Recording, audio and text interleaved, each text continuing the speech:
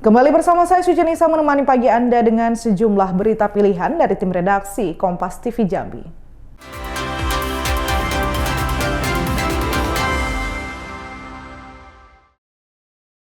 Ratusan hektar sawah di Desa Sri Kuncoro, Kecamatan Pondok Kelapa, Kabupaten Bengkulu Tengah terendam banjir akibat hujan deras yang mengguyur beberapa hari terakhir.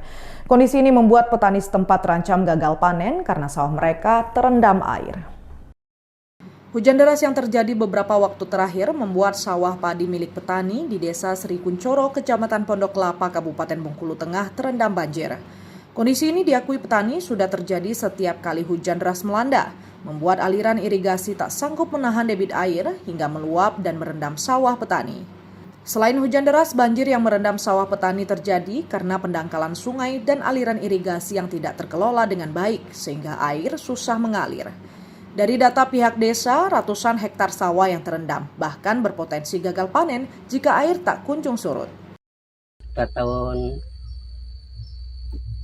99 banjir terus. Berarti memang udah jadi langganan, Pak ya? Kalau hujan biasa aja ya enggak. Ini kalau ada penghujan tahunan tuh sering juga. Ada berapa hektar Pak sawah kita Pak yang terkena banjir nih Pak? Ya kalau kena banjirnya lebar juga sih.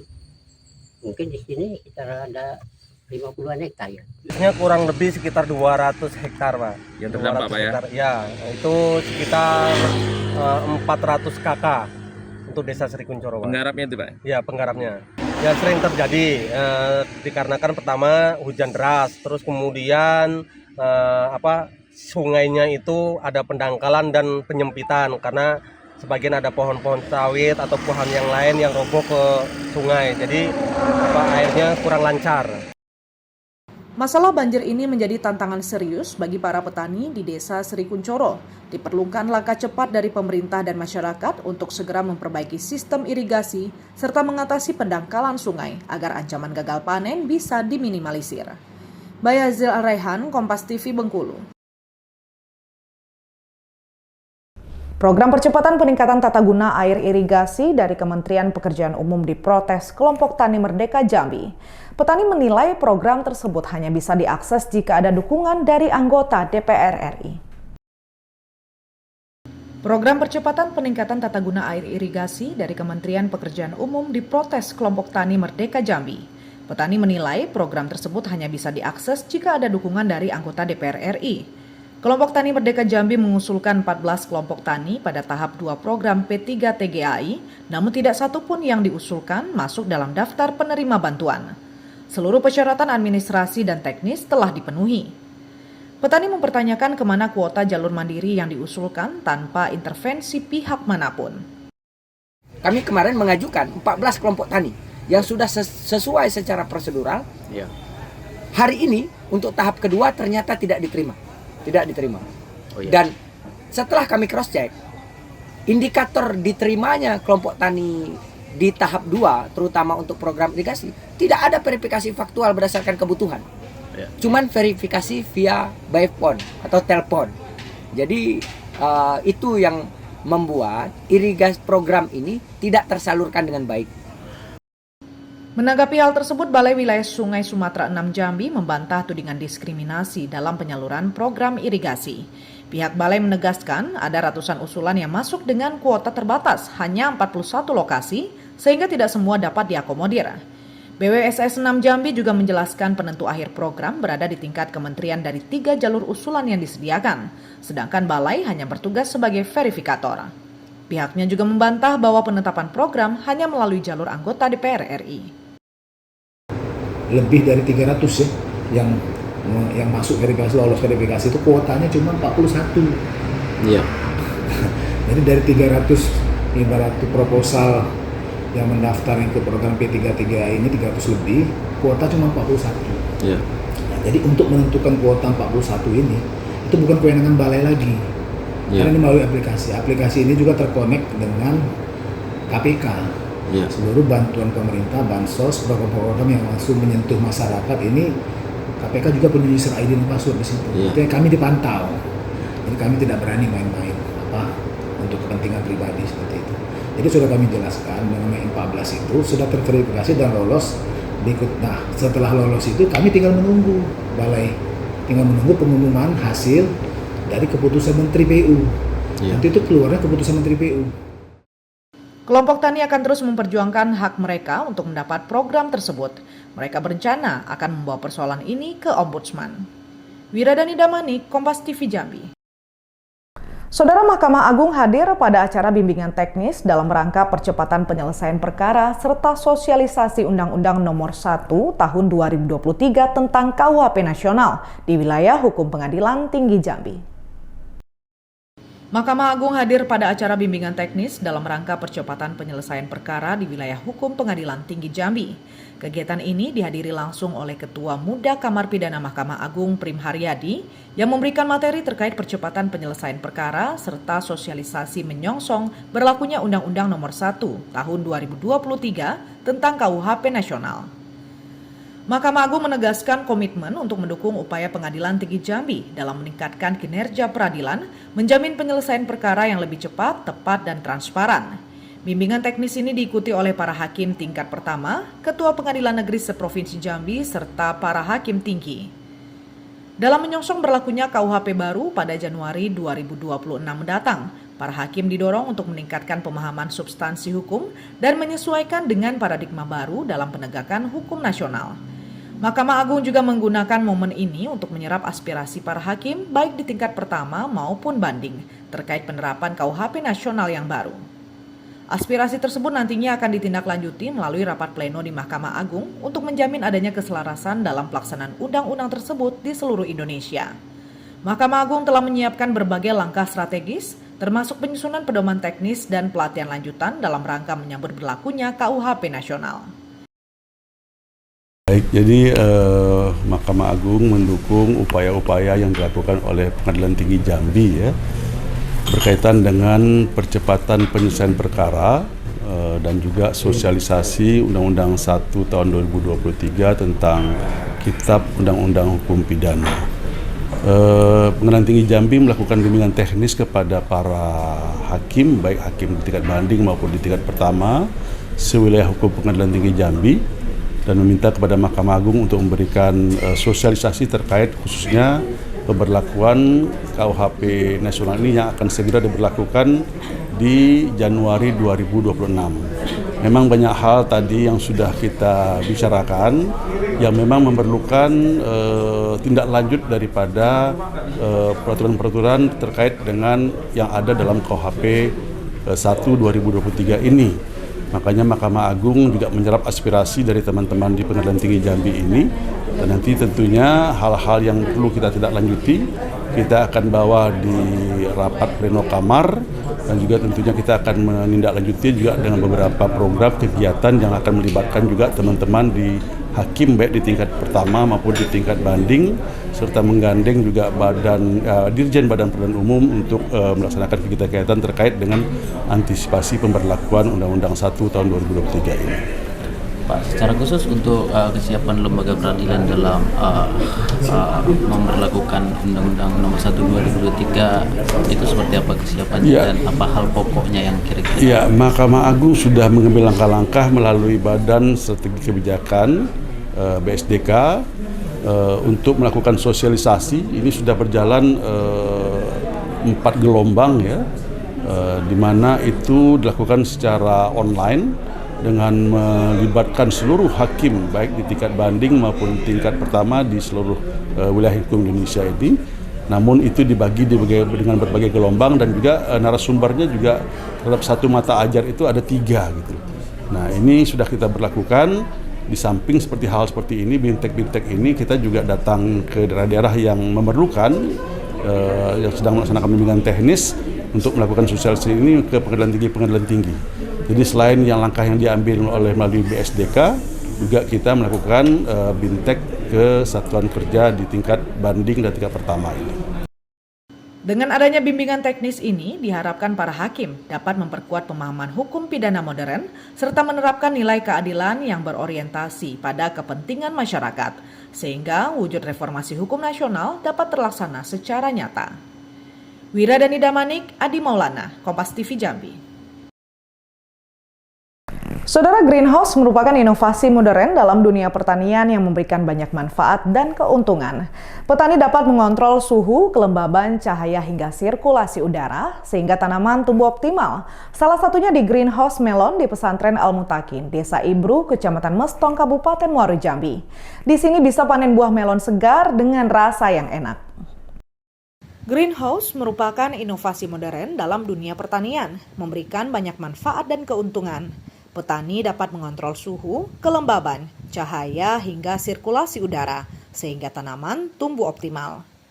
Salah satunya di greenhouse melon di Pesantren Al-Mutakin, Desa Ibru, Kecamatan Mestong, Kabupaten Muaro Jambi. Di sini bisa panen buah melon segar dengan rasa yang enak. Deretan buah melon menggantung rapi dalam sebuah greenhouse di Desa Ibru, Kecamatan Mestong, Kabupaten Muaro Jambi. Melon jenis Intanon itu nampak segar, dirawat dengan sepenuh hati. Greenhouse melon yang ada di Pondok Pesantren Al-Mutakin ini mampu menampung 1.300 batang bibit melon Intanon yang ditanam dengan metode hidroponik. Metode ini dipilih bagus karena dinilai lebih efisien, aman, dan minim risiko gagal tanam. Budidaya melon Intanon di greenhouse risiko gagal tanam lebih rendah. Tanaman terlindungi dari hama dan hujan sehingga kualitas bisa maksimal. Melon Intanon yang dibudidayakan sangat bagus, memiliki kualitas premium dengan tingkat kemanisan cukup tinggi. Setiap buah rata-rata berbobot 1,2 kg. Satu kali panen, melon di greenhouse ini bisa menghasilkan ratusan buah melon dengan berat 1 ton lebih. Keberhasilan tanam yang mencapai lebih dari 80%. Buah melon di greenhouse hanya panen 1 kali. Semua ini dipanen dalam waktu 70 hari, sejak bibit ditanam hingga panen dengan jenis melon Intanon. Untuk sekarang kita hanya pasarkan di lingkungan pesantren karena kita kan setiap minggu ada kunjungan wali santri, kemudian juga ada kegiatan bulanan yang mengumpulkan banyak orang. Dari situ saja sangat kurang ya. Ke depan mungkin akan dikembangkan yang kemudian bisa menjadi bukan sekedar konsumsi tapi juga menjadi edukasi dan juga wisata. Ini bisa dilihat oleh semua pihak termasuk pemerintah daerah yang mungkin bisa mengembangkan pertanian semacam yang ada di sini untuk di pesantren-pesantren atau di swasta di luar sana, tidak hanya di lingkungan pesantren Al-Mutakin. Keuntungannya banyak ya, karena di dalam greenhouse itu tentu untuk serangan hama lebih terprotek ya, tidak sebagaimana di luar. Kita tidak membutuhkan penanganan hama yang lebih. Awalnya di greenhouse menanam cabai untuk program penanganan inflasi. Namun di sela tanam cabai, ditanam melon Intanon yang mempunyai rasa enak dan warna yang bagus. Saat ini buah melon masih di kalangan wali santri dan pondok pesantren. Diharapkan ke depan bisa dijual di pasaran. Dirinya berharap ke depan semakin banyak generasi muda yang tertarik pada pertanian modern. Bertani tidak lagi harus identik dengan lumpur dan kerja berat. Dengan inovasi seperti greenhouse dan hidroponik, pertanian bisa menjadi peluang bisnis yang menjanjikan sekaligus ramah lingkungan. Tim Liputan, Kompas TV Jambi. Saudara, di era digitalisasi saat ini, Museum Perjuangan Rakyat Jambi menjadi salah satu tempat wisata favorit bagi generasi muda, khususnya para pelajar. Di sini banyak barang-barang peninggalan sejarah seperti alat perang dan replika pesawat Catalina RI-005 yang membantu mempertahankan kemerdekaan Republik Indonesia. Di era digitalisasi saat ini, Museum Perjuangan Rakyat Jambi menjadi salah satu tempat wisata favorit bagi generasi muda, khususnya para pelajar. Di sini banyak barang-barang peninggalan sejarah seperti alat perang, alat komunikasi, serta miniatur-miniatur perang, dan yang paling menarik adanya replikasi pesawat Catalina RI-005. Museum Perjuangan Rakyat Jambi yang berada di Jalan Sultan Agung, Kecamatan Telanepura, Kota Jambi, berdiri pada tahun 1993, masih kokoh dan eksis hingga saat ini. Museum ini menyimpan berbagai koleksi yang dapat menambah edukasi tentang sejarah. Salah satu koleksi yang terkenal dari museum ini yaitu replika pesawat Catalina RI-005. Replika ini didasarkan pada pesawat Catalina yang jatuh menabrak tongkang di Sungai Batanghari. Serpihan-serpihan pesawat Catalina bisa dilihat dan dipajang di Museum Perjuangan Rakyat. Pesawat ini menjadi simbol perjuangan kemerdekaan di Jambi, digunakan untuk mengangkut logistik, makanan, perlengkapan, dan penghubung wilayah pada tahun 1948. Museum ini juga berisikan informasi tentang dokumentasi perjuangan rakyat Jambi melawan penjajah. Jadwal kunjungan museum ini dibuka dari hari Senin sampai Sabtu. Perkenalkan, nama saya Eri Putra Pratama. Saya merupakan bagian bimbingan dan publikasi di Museum Perjuangan Rakyat Jambi ini. Mungkin sejarah ini bisa diceritakan nggak, sejarah museumnya seperti apa? Oh, sejarah museum. Jadi museum ini idenya itu dari Legiun Veteran Republik Indonesia. Nah, dia punya ide itu supaya ingin dibangunlah sebuah bangunan guna mengenang sejarah perjuangan rakyat Jambi melalui Museum Perjuangan Rakyat Jambi ini sendiri.